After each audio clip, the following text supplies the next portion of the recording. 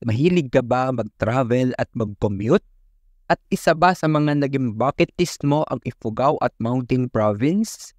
If napuntahan mo na at nakapag-commute ka na sa mga lugar na nabanggit ko, most probably familiar ka na sa Coda Lines. At ngayong araw ay pag-uusapan naman natin ang kasaysayan at legasiya ng Coda Lines Corporation.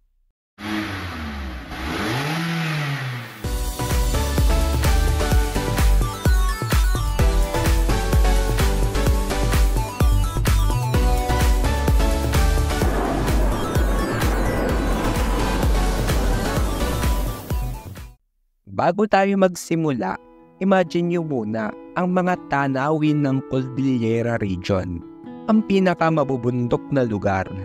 Mga mahaba at matatalim na zigzag at kaliwat kanan na mga rice terraces. Dito nagsimula at tagtagumpay ang Coda Lines na nakukit ng kanilang landas sa industriya ng transportasyon. Ang kwento ng Coda Lines Corporation ay nagsimula sa Codamon family sa bayan ng Kiangan sa Ifugao. Si Herbert Codamon, ang ama ng pamilya, ay ipinanganak sa isang mahirap na pamilya noong January 30, 1961. Bata pa lang siya ay natuto na siyang magtrabaho bilang konduktor ng jeep sa edad na 10 at gumawa ng iba't ibang trabaho tulad ng paglinis ng sapatos at paglalaba para sa mga driver ng Dinid Express Bus at Damwa Tarangco. Dito nagsimula ang kanyang interes sa transportasyon at nagbigay daan para sa kanyang mga future na negosyo. Noong taong 1980, nakapag-ipon si Herbert at nagsimula ng maliit na negosyo sa wholesale ng prutas at gulay. Dinadala ang mga produkto mula Kiangan papuntang Baguio City at ibang bahagi ng Mountain Province. Sa kabila ng may hirap at hindi gaano na-develop na kalsada noon, nagagawan pa rin ito ng paraan ni Herbert at patuloy niyang itinataguyod ang kanyang pamilya. At ilang sandali lang, nakilala at napangasawa niya si Raisley Kamtugan. Siya ay anak ng may-ari ng RC Trans na bumabiyahe mula sa Gada papuntang Tabuk sa Kalinga Province. Ang pagsasamang ito ay nagpalawak ng kanilang negosyo at pinalalim ang kanyang kaalaman sa pagme-maintain ng bus at pag-aayos ng makina. Noong taong 1990, nagkaroon ng isang malakas na lindol na nagdulot ng malaking hamon para kay Herbert. Sinira ang mga sakahan at nagkaproblema sa supply ng mga produkto. At dahil dito, nag-adapt ang pamilya Codamon.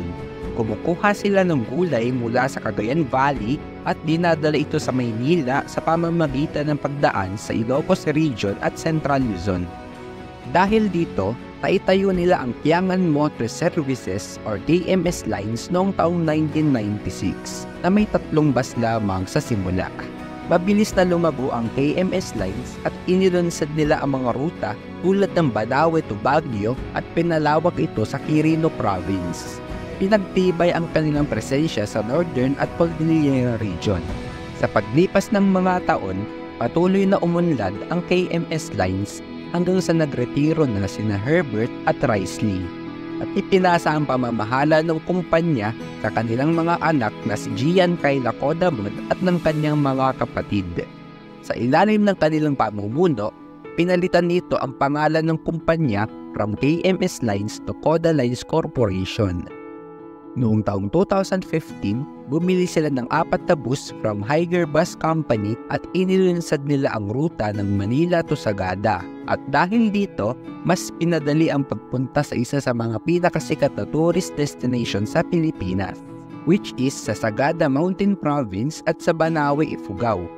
At dahil sa kanilang innovative strategy, mabilis ang pag-unlad ng Coda Lines.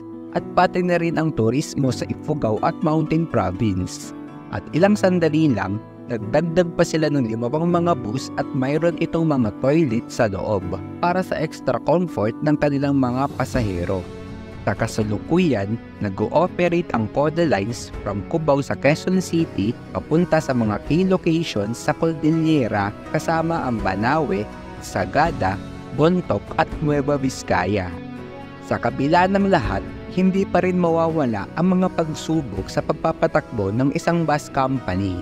Inarap ng Coda Lines ang mga operational challenges dahil hindi din biro ang mga dinadaanan nito sa Cordillera Region. Dahil mga masasamang panahon talaga ang kalaban ng mga dumadaan dito. Dahil konting lakas lang ng ulan ay nagkakaroon na ng mga landslides na nagkakos ng mga delays at mataas na risk ng mga disgrasya.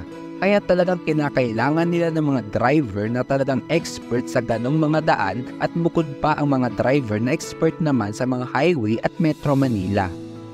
Nagkaroon din ng ilang mga pangaral ang kumpanya dahil nasungkit nila sa Excellence Safety Awards noong taong 2018 ang Excellence in Vehicle Quality dahil ang kanilang mga bus ay may mga modernong amenities para matiyak ang kaginhawaan ng mga pasahero. At sa Excellence Road Safety Awards noong taong 2019 ang Excellence in Driver Professionalism dahil sa kahusayan ng mga driver nito at sa pagpaprioritize nito sa safety ng kanilang mga pasahero. At dahil dito, patuloy na umuusbong ang kanilang serbisyo ayon sa pangangailangan ng kanilang mga pasahero. Sa pagtatapos ng ating topic for today, nakita natin ang nakaka-inspire na paglalakbay ng Coda Lines mula sa pagsusumikap ni Herbert Codamon hanggang sa pagiging isang mahalagang bahagi nito ng transportasyon sa Cordillera. Patunay ito na sa sipag, tiyaga at pagmamahal sa serbisyo, makakamtan ang tagumpay. Kaya kung na-inspire na naman kayo sa ating topic for today, don't forget to like and subscribe and click the notification bell para updated kayo sa mga susunod pa natin pag-uusapan. Thanks for watching. Paalam!